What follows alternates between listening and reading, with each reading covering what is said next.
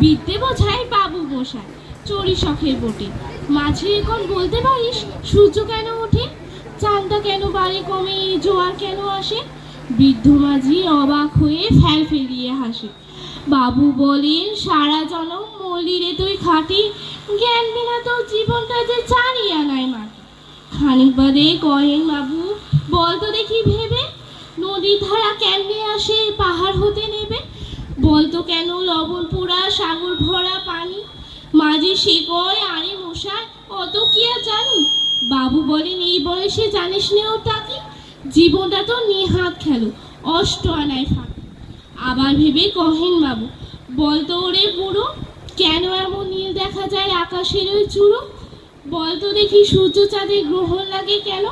বৃদ্ধ কহেন আমায় কেন লজ্জা দিয়েছেন হেন? বাবু বলেন বলবো কি আর বলবো তোকে কি তা, দেখছি এখন জীবনটা তোর 12 আনায় বৃথা।